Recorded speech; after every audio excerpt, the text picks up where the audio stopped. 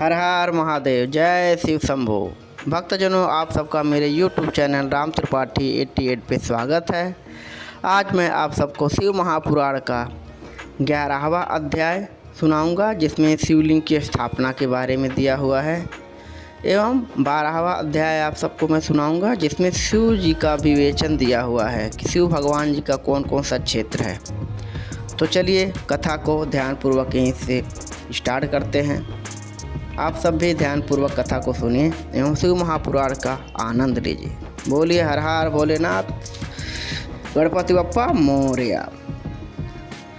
यह सुनकर ऋषियों ने पूछा, हे सूत जी, कैसे लिंग की स्थापना करनी चाहिए और उसके क्या लक्षण हैं? जिस देश अथवा काल में तथा जिस प्रकार उसका अर्चन करना योग्य है, कृपया कर मुझे यह सब बतलाइए। श्री सूत जी बोले, हे ऋषियों, गंगादिक पवित्र नदियों के तट पर अथवा जैसी इच्छा हो वैसे ही लिंग की प्रतिष्ठा करें, किंतु पूजन नित्य होता रहे। पृथ्वी संबंधित द्रव्य जलमय अथवा तेजस अर्थात धातु आदि से बना हुआ जैसी रुचि हो वैसे लिंग का रोपण करें। चर मूर्ति बनानी हो तो छोटी बनावे, अचर बनानी हो तो बड़ी बनावे। शिव जी के लक्षणों से संयुक्त सिंहासन पर मूर्ति को पधरावे। मिट्टी, पत्थर और लोहा आदि के साँचे से इन्हीं धातुओं का 12 अंगुल का लिंग उत्तम होता है। यदि इससे न्यून होगा तो न्यून फल देगा। अधिक अंगुल का होने से कुछ दोष भी नहीं है। लिंग या बेर मूर्ति दोनों ही शिव पूजा को देने वाले हैं। लिंग का अस्थावर, जंगम, यह भी 2 रूप है। अस्थावर लिंग तरु, गुल्म, लता आदि हैं और जंगम लिंग कृमि, कीट आदि हैं। विद्वान जन अस्थावर, जंगम में इन्हीं को संभाल कर इनमें सुखपूर्वक अनुराग रखते एवं इस प्रकार की भी पूजा करते हैं। तथा कोई भक्त शिव जी की गोद में श्री उमा पार्वती को बैठाकर उन भगवान की पूजा करते हैं और इस प्रकार के महालिंग की स्थापना कर उनको अनेक प्रकार से पूजते हैं। गुरु से जानकर स्नान, वस्त्र, गंध, पुष्प, धूप, दीप, तांबूल, नैवेद्य, अर्घ, तर्पण और नमस्कार आदि करें। इससे शिव पद को प्राप्ति होती है। लिंग चाहे मनुष्यों या ऋषियों द्वारा स्थापित किए गए हो, नए स्थापित हो या स्वयं प्रादुर्भूत हो, उसके उपचार की उपरोक्त एक ही विधि है। यदि कोई नियम पूर्वक शिव जी का दर्शन करता है तो उसे भी शिवलोक की प्राप्ति होती है। पीसी हुई मिट्टी में गोबर मिलाकर अथवा कनेर के फूल, अनेक प्रकार के फल, गुड़, मक्खन, बस, अन्न या जैसी इच्छा हो उससे लिंग बनाकर उनकी पूजा करें। कोई अंगूठे में ही शिव जी की पूजा कर लेते हैं। इसी प्रकार स्थान का भी कोई भेद नहीं है, जहाँ चाहे लिंग पूजन कर लेवे, इसका कुछ निषेध नहीं है। शिव जी सर्वत्र फलदायक हैं। जो श्रद्धापूर्वक शिव भक्त को लिंग दान या लिंग मूल्य देता है उसे महान फल की प्राप्ति होती है।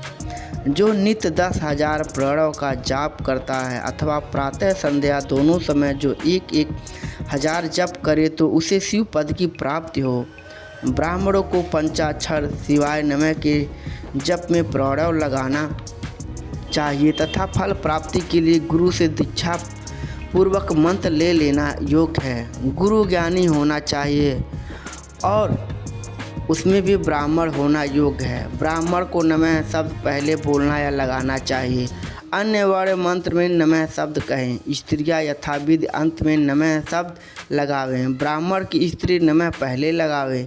जो इस प्रकार 5 करोड़ मंत्र जपे वह सदा शिव के समान हो जावे। 1, 2, 3, 4 करोड़ जपे तो ब्रह्मादि का पद पावे। यदि इस प्रकार जप और पूजा का क्रम चलावे तो नित्य 1-2 ब्राह्मणों का भोजन करावे। यदि कोई ब्राह्मण नित्य प्राय 1008 गायत्री का जप करे या नित्य वेद मंत्र सूक्त को जपे तो वह शिव पद को पावे। इसके अतिरिक्त और भी बड़े बड़े मंत्र हैं कि जिनके जपने और वेद का पारायण करने से शिव पद की प्राप्ति होती है। मंत्रों में जो मंत्र अपने को प्रिय लगे उसे ही जपे। यदि कोई ओम इस मंत्र को 1000 बार जपे तो उसके सब मनोरथ पूर्ण हो। विद्वान को चाहिए कि वह आमरण शिव क्षेत्र में निवास करे, जहाँ कई मनुष्यों द्वारा लिंग पधराया होता है। वहाँ 100 हाथ तक पुण्य क्षेत्र होता है वहाँ जो भी पुण्य कर्म किया जाता है उसका 100 गुना फल मिलता है। और जहाँ इस ऋषियों ने लिंग पधराया हो वहाँ 1000 हाथ तक, और जो लिंग स्वयं निकले होते हैं वहाँ पर 4000 हाथ की दूरी तक शिव क्षेत्र माना जाता है, तथा उसका पुण्य भी वैसा ही उतना ही अधिक होता है।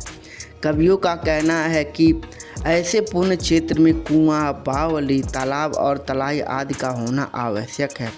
उसे शिव गंगा कहते हैं। ऐसे स्थान में दान जप करना सर्वथा ही कल्याणप्रद है। दाह, दशाह, मासिक सपिंडीकरण, वार्षिक पिंडदान, वर्षी शिव आदि शिव क्षेत्र में करने से सब पापों से मुक्त करा देता है। शिव क्षेत्र में 7, 5, 3 या 1 रात अवश्य ही निवास करें। वर्णानुसार इसका भी उत्तम फल प्राप्त होता है। सकाम से तुरंत सिद्ध और निष्काम से शिव पद की प्राप्ति होती है। विशेषकर कलयुग में तो और भी सरल है। इतना सुनकर ऋषियों ने कहा, हे सूत जी, अब हमें ऐसे सभी पुण्य क्षेत्रों का वर्णन संक्षेप में सुनाइए कि जिसका सभी स्त्री पुरुष आश्रय लेकर शिव पद को प्राप्त करते हैं। हे योगियों में श्रेष्ठ, इन क्षेत्रों का आगमन कैसे हुआ यह भी हमें सुनाइए। सूत जी ने कहा, हे ऋषियों, क्षेत्रों का आगमन जैसे हुआ वह सब श्रद्धा सहित सुनिए। भक्तजनों, शिव महापुराण का यहाँ पे 11वां अध्याय संपन्न होता है। आप सबको चलिए अभी मैं शिव महापुराण का 12वां अध्याय सुनाता हूँ। इस पर शिव जी बोले, हे बुद्धिमान ऋषियों, मुक्तिदायक शिव क्षेत्रों को सुनिए। गहन वनों और पर्वतों से युक्त इस भूमि को 50 करोड़ एक ऐसा विस्तार है कि जिस पर इस विस्तृत जगत में इसके निवासियों के कल्याणार्थ हैं। जहाँ तहाँ शिव शंभु भगवान ने कृपा कर अपने क्षेत्रों की कल्पना की है। इसके अतिरिक्त ऋषियों और देवताओं के ग्रहण और परिग्रहण से लेकर यथार्थ स्वयं भी प्रकट हुए अनेक ऐसे क्षेत्र हैं जिनमें सर्वदा स्नान, दान और जप आदि करना योग्य है, और न करने से दुख, दारिद्र तथा गूंगेपन का विकार मनुष्य को घेर लेता है। अहो, ऐसे भारतवर्ष में प्राण विसर्जन करने वाला मनुष्य ब्रह्मलोक को प्राप्त कर पुनः मनुष्य योनि को प्राप्त करता है। क्षेत्र में पाप करना वज्र की तरह दृढ़ हो जाता है। एवं हे मुनियों, पुण्य क्षेत्र में निवास करने पर किंचित भी पाप न करे, और जैसे भी हो सके मनुष्य को चाहिए कि वह सर्वदा पुण्य क्षेत्र में ही निवास करे। गंगा आदि नदियों के तट पर अनेकों तीर्थ हैं। 60 मुख वाली सरस्वती नदी बड़ी ही पुनीत है। उसके तट पर निवास करने वाला ब्रह्म पद को प्राप्त होता है। हिमालय से निकली सतमुखी गंगा नदी पतित पावन है। उसके तट पर वास करे अथवा काशी आदि अनेक पुण्य क्षेत्र हैं कि जिनमें जाकर बसे। सोनभद्र के तट पर बसे, उसमें स्नान करने और वहाँ व्रत करने से गणेश पद प्राप्त होता है। महानदी नर्मदा के तट पर बसे, जो 24 मुखों वाली और वैष्णव पद प्राप्त करने वाली है। 12 मुखों वाली तमसा नदी, 10 मुख वाली रेवा नदी और महापुण्यदायक गोदावरी नदी के तट पर बसे, जहाँ की बसने से ब्रह्म हत्या तथा गो हत्या का भी पाप का नाश हो जाता है। यह 21 मुख वाली गोदावरी रुद्रलोक को देने वाली है।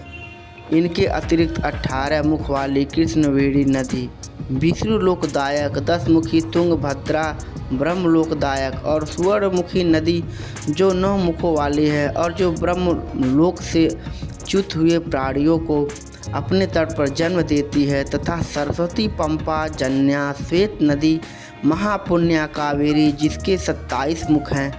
ये सभी पुण्यदा, शुभप्रद और स्वर्गदायक हैं तथा इनके तट ब्रह्मा और विष्णु पद के देने वाले हैं। ये सभी पुण्य क्षेत्र शिव लोकदायक हैं और शिव संबंधी अभीष्ट फलदायक हैं। इन सभी नदियों और क्षेत्रों में स्नान का अपना अपना उनका एक पृथक पृथक पर्व है। इन पर्वों और मुहूर्तों में जो इन नदियों में स्नान करता है उनके महात्म्य के अनुसार उत्तमोत्तम फलों की प्राप्ति होती है।